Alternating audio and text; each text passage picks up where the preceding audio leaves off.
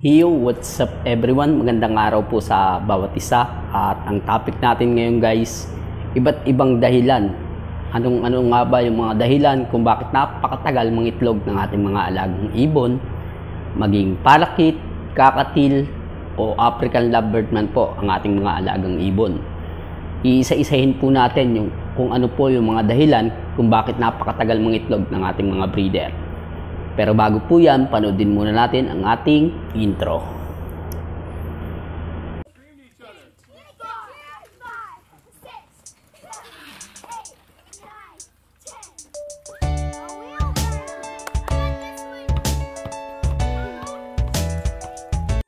Yo, what's up mga guys? Magandang araw po sa bawat isa. At yan po yung ating pong sinulat doon. Kompleto daw po ang vitamins, mga pagkain, pero bakit ayaw pa rin mag-breed ng kanyang ibon? Si Nilocateter. Yan po, at sasagutin natin yung iyong pong katanungan. At parang pareho po sila nung kasama niya sa pag-comment. Kasunod niya sa comment, parang pareho po sila ng problema sa kanilang mga ibon. Ano po ba yung inyong ibon? Ang ibon po natin pagka African lovebird at saka parakeet, ang months po niyan bago po natin paitlogin, mas maganda po kung 8 months pataas po. Pero pag kakatil po yung iyong ibon, yan po talaga pong napakatagal po niyan. Kasi 1 year pataas bago po natin i-breed ang ating alagang ibon pagkakatil. Then kailangan din po yung pong mga alagang ibon hindi po malapit doon sa mga sinasabi ko nga po noon pa. Meron po akong isang naging video na tungkol po doon sa mga yung nabubulabog sila. Baka po nasa malapit sa aso o nasa ilalim yung mga aso natin, tapos nasa ibabaw yung mga ibon, baka nabubulabog, kumakahol-kahol po yan. Hindi po natin pwedeng sabihin na minsan lang kumakahol yung ating aso. Aso po yan, kakahol at kakahol po yan. Yun lang guys. Tapos dun po naman sa mga baka yung tulad po dun sa may po, yung nanalo po ng ibon sa ating parapol, sabi niya rin po na ang tagal daw pong mangitlog ng kanyang mga ibon.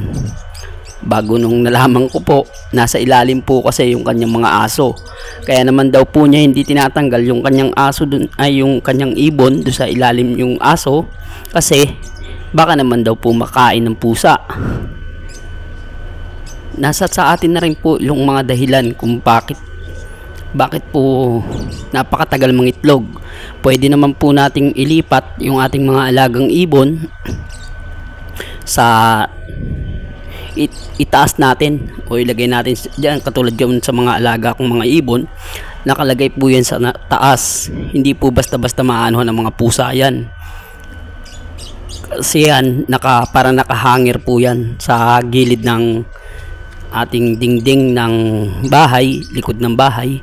Nilagay ko na po yan sila sa likod ng bahay kasi nung nasa loob po ng bahay yan, lalo na po itong breeder na to, si Max at saka si Candy, yung asawa niya, kinakain po yung itlog pagka nasa loob po ng bahay namin. Nung nasa loob po ng bahay namin, kinakain niya po yung itlog. Hindi ko po alam kung kinakain o nababasag lang o binabasag niya lang, kasi nung nakita ko po siya isang beses, puro po mga ng itlog yung kanyang tuka. Yan po. At yung itlog po wasak-wasak na po. Nandun po siya sa malapit sa bahay, sa loob. Nung nasa loob po siya ng bahay, malapit po siya ron sa may mga nadadaanan ng tao. Kaya ang ginawa ko po, yung tag-araw po yun, ginawa ko po, nilabas ko po muli sila ngayon tag-ulan. At po, nakapangitlog naman po ng 4 na peraso. 4 na po yung itlog niya, at palagay ko magtutuloy-tuloy at magbe-breed siya. Wag po nating pahirapan yung ating sarili na magantay ng magantay, kasi po pagka Yung ating pong mga ibon, sabi ko nga po, wag po tayong maiinip. Yung ating pong mga ibon, pagka nabubulabog po yan, silip po tayo ng silip sa ating mga nest box. Ganun po, isa po sa mangyayari doon.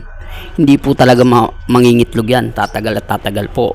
At doon naman sa mga kaya matagal, yung iba, kaya naman matagal, pareho po ng gender. Dapat din po alamin din po natin kung ano po ba yung mga gender ng ating mga alagang ibon. Doon po sa gender po, magtingin po ng gender ng mga parakit, tulad po niyan yung mga parakit ko.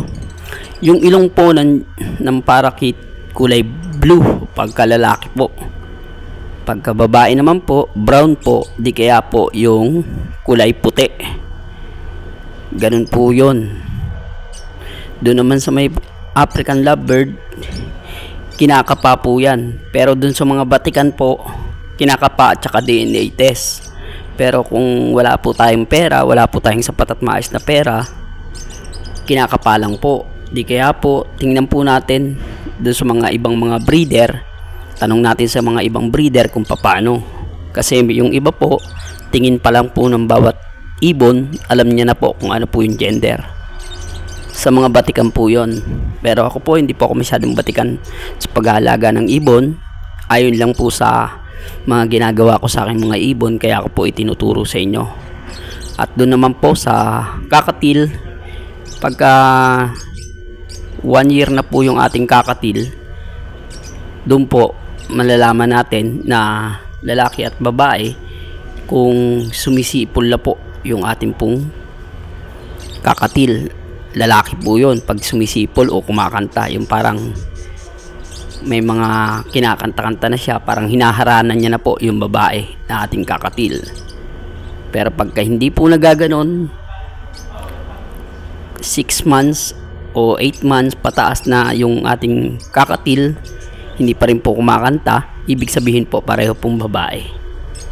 Yun po yung aking pagkakaalam. Then ano pa ba yung mga kaya hindi nangingitlog? Ang mga dahilan pa kaya hindi nangingitlog, yung silip tayo ng silip sa nest box. Di kaya maliit po yung nest box nila na nagagawa natin. Mga mali na natin na maliliit po yung ating nest box na para sa kanila. Halimbawa po kakatil ay parakit. Pag parakit po yung ating ibon, mas maganda po kung ang gagamitin natin na nest box, yung nest box po ng pang African lovebird. Kasi pagka yung nest box po ng pang African lovebird yung ating ginamit, malawak po yun. Hindi po ganun kataas pero malawak po. Mas maganda at mas marami po silang magiging itlog doon at mapipisa nila ng maayos kasi nakakagalaw sila. Hindi po basta-basta mawawasak yung mga itlog pag oras na nabulabog sila. Then tama ba yung sukat ng iyong nest box? Cage, double cage ba o single cage? Maluwag ba? Baka kasi nagsisiksikan na sila. Yung single cage natin, ginagawa natin 2 pares. Hindi po dapat ganoon. Kasi kailangan yung ating pong mga nest box, siguro kung double cage, yung pwede po nating hatiin sa gitna, divider, at 2 po sila doon. 2 pares po ang nandoon, pwede po yun. Kahit po sa African, ganun din po, pwede rin po yun. 2 pares sa double cage. Pero pag single cage, wag po nating dadalawahin pares. Kasi pwedeng mag-away-away po yan. Kasi ang bawat ibon natin na babae o hen, territorial po yan. Magugulpihan po yan. Bubugbugin po nila yung kung sino man po yung mga lumalapit dun sa kanilang nest box. Ayun po yung mga dapat nating tandaan, mga lods. At syempre, sabi ko nga, kailangan din may banding din tayo sa ating mga alagang ibon para alam natin kung ano yung mga sakit nila, kung may sakit ba sila, may mga kailangan bang gamutin sa ating mga alagang ibon, at yung mga pagkainan ba nila, may mga napupuntahan ng mga langgam, hindi ba sila nakakain ng maayos, kasi pagka may mga langgam may mga ipis, ganon. Di kaya doon sa kanilang nest box, baka po may mga ipis dyan, may mga ipis-ipis sa loob ng nest box. Di kaya merong mga bugwit, may nakakapasok na mga bugwit o mga daga doon sa kanilang cage o sa kanilang nest box pag oras na gabi o walang tao masyado, baka pinapasok po ng mga ganon. Kaya nagiging isa po sa mga nagiging dahilan kung bakit hindi po nangingitlog ang ating mga alagang ibon. Basta sabi ko nga po, wag po tayong maiinip ano man po yung gaano man po katagal yung ating mga alagang ibon. Kapag maganda na ang mga katawan nila, naayos na natin at napaganda natin yung kanilang mga katawan, doon na po tayo mag-expect na magiging maayos din po yung kanilang pagbibreed. Maganda rin po yung kanilang pagbibreed at ibibigay na nila yung mga ibon na gusto natin sa kanila. At yung pagparis-paris po, tandaan din po natin doon sa mga baguhan, yung pagparis-paris din po ng ating mga ibon. Magkaiba po ang parakeet sa African lovebird, kasi yung iba po, meron po akong napanood, hindi naman po sa kaya lang may napanood po ako na pinagparis po ang African lovebird at parakeet. Huwag pong ganon, pangit po yun, bawal po yun, at pangit po tingnan. Kailangan po pag parakeet, parakeet, pag African lovebird, African lovebird. At sa African lovebird naman po, bawal po pagparisin ang may eye-ring sa walang eye-ring, o albs 1 sa albs 2. Bawal din po yun, kasi yun po pwede naman po, kaya lang pag oras po nakapanganak na po sila, hindi na po wag na po tayong umasa na dadami, o baka naman po pikoy yung nabili na ibon, yung ganun po, yung baog po yun. Yung pikoy po kasi kahit ano pong alaga natin dyan, kapag pinagparis po kasi yung isang ibon na albs 1 o yung may eye-ring, walang eye-ring, at saka albs 2 yung may eye-ring, may guhit po sa mata nila. Pagka pinagparis po yun, hindi po talaga mangingitlog yan. Kahit gaano po mangingitlog po, pero hindi po mapipisa.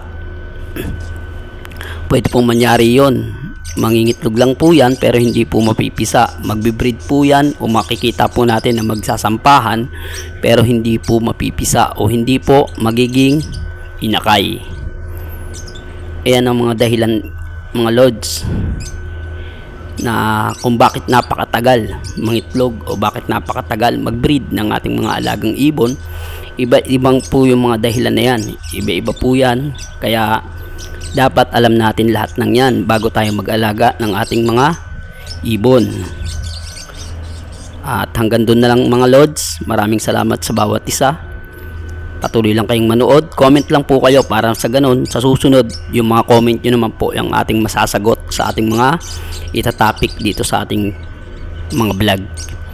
At sali po kayo sa ating mga parapol, comment lang po kayo dyan para po sa ganun may isama ko po kayo sa mga magiging pre-raffle natin. Hanggang sa muli, maraming salamat, God bless sa bawat isa. Let's go, what up, what up. Thank you for watching video. God bless.